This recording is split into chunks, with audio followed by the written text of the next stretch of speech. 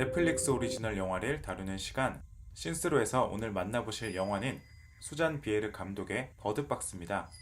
개봉 일주일 만에 미국에서만 2,600만 명 이상의 시청자가 감상하며 자체 기록을 갱신할 만큼 대단한 인기를 끌었던 작품이죠.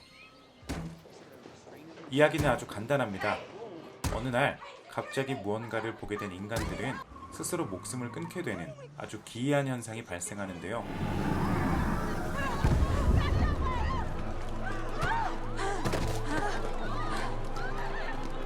Lydia, what are you doing? Lydia, not now. Let's go in. 살아남은 몇몇 사람들은 모든 창과 문을 막은 채 실내에 숨어 살거나 Close the windows. Get the windows. 눈을 가린 채로 버티게 됩니다. Okay. 영화 버드박스는 이러한 상황에서 주인공 멜러리가 살아남기 위한 사투를 벌이는 내용입니다. 가장 비슷한 느낌의 영화라면 저는 페르난도 메이렐레스 감독의 눈먼 자들의 도시가 생각나네요. 영화의 컨셉은 좀비물이나 오컬트에 가깝습니다. 보통 이런 느낌의 영화는 이런 기이한 현상 및 존재 자체를 중심으로 다루며 스릴러적인 성격을 띠거나 혹은 눈먼 자들의 도시처럼 이유 사건을 통해 인간의 본성과 그들의 관계에 대해 조명하곤 합니다. 버드박스는 후자에 속하죠. 이번 영상은 버드박스의 관전 포인트를 3가지 정도로 짚어보려 합니다. 영화의 설정이나 예고편 수준에 해당하는 아주 간략한 스포일러가 있습니다만 Okay. 이거조차 싫다 하시는 분들은 넷플릭스에서 버드박스를 시청하고 이 영상을 감상하시기 바랍니다.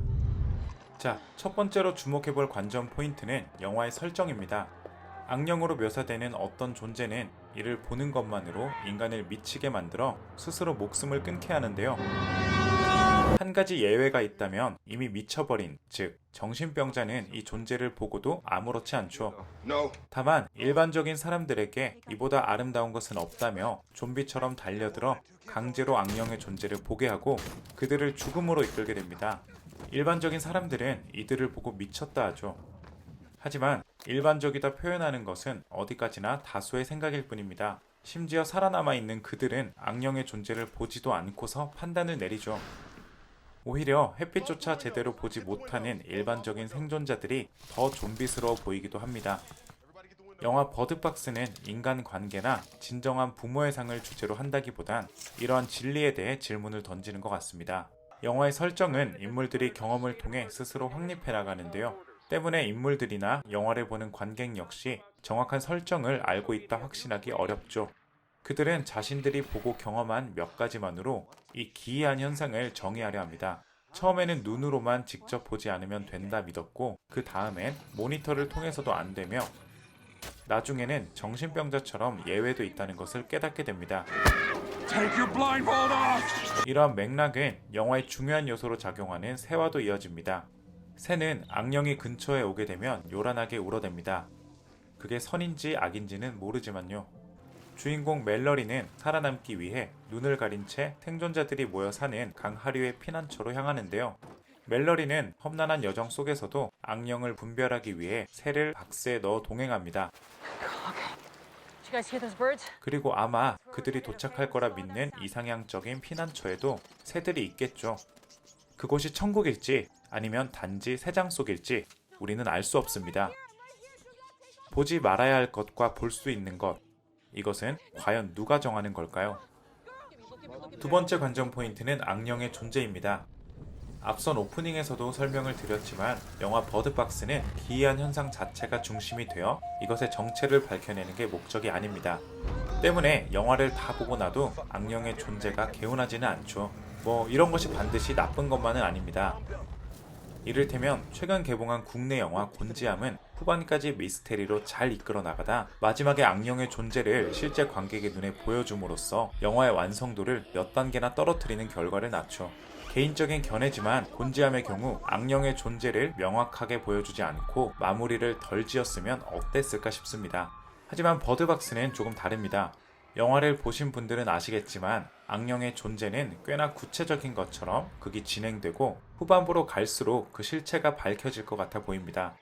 아니나 다를까 시나리오 작가인 에릭 하이세러의 말에 따르면 제작 단계에서는 이 존재의 실체를 관객이 볼 수 있었다고 하죠. 그렇게 영화가 다 촬영이 되고 그 존재는 편집 과정에서 실체가 있는 괴물이 아니라 악령이라는 설정으로 바뀌게 됩니다. 문제는 기존의 실체가 있는 것으로 영화를 만드는 것과 없는 것으로 만드는 것, 이 두 개는 확연하게 다른 결과를 낳는다는 거죠. 넷플릭스 오리지널 작품은 소재는 엄청난데 그에 비해 가볍다, 즉 별거 없다라는 평을 꽤나 많이 받는데요. 어쩌면 버드박스 역시 애초에 실체가 없는 악령으로 설정해 영화를 만들었다면 좀 더 완성도가 높았겠다는 생각이 듭니다. 지금은 뭔가 덜 닦은 느낌이 나네요. Told you to stay on the boat. 세 번째 관전 포인트는 영화의 제목 버드박스입니다. 주인공이 긴 여정을 떠나는 동안 함께 들고 다니는 이 세 장 버드박스의 의미는 톰이라는 인물이 아이들에게 해주는 이야기에서 찾아볼 수 있습니다. The other children in the world? Yeah, just like you. Just like you. 톰이 나무 위에서 본 것은 무엇일까요? One day we saw this really, really big oak tree. It was bigger than this house. It was so big. It was so big and old. Couldn't see the top of it. Guess what we did? Climbed it. 그가 아이들에게 해주고 싶었던 말은 아마 꿈에 대한 것일 겁니다. 그도 그럴 것이 영화의 설정처럼 암울한 상황에서 우리는 꿈과 희망을 찾을 텐데요. 하지만 멜러리는 현실을 직시하며 그 꿈의 결말을 아이들에게 듣지 못하게 합니다. What are you doing? What are you doing? 집 밖으로도 나가지 못하는 한정된 공간 안에서 한정된 사람들과의 관계와 사랑, 한정된 정보와 사물이 전부인 세상에서 우리가 꾸는 꿈은 버드박스 안에서 우러대는 새들과 같을지도 모르니까요. 이건 영화를 보는 우리에게도 적용됩니다. 무조건 회의적이라는 것만은 아니고요. 여러분이 본 것은, 보고 싶은 것은 어떤 것인지 영화는 톰의 이야기와 제목을 통해서 우리에게 질문을 던지는 것 같습니다. 영화 버드박스는 조시 말러맨의 동명소설을 원작으로 할 만큼 기본적인 스토리는 아주 탄탄합니다. 좀비물이나 오컬트를 기대한 분들에게는 다소 약하게 다가올 수 있지만 생각할 거리를 던져주는 믿고 보는 넷플릭스 오리지널 버드박스였습니다.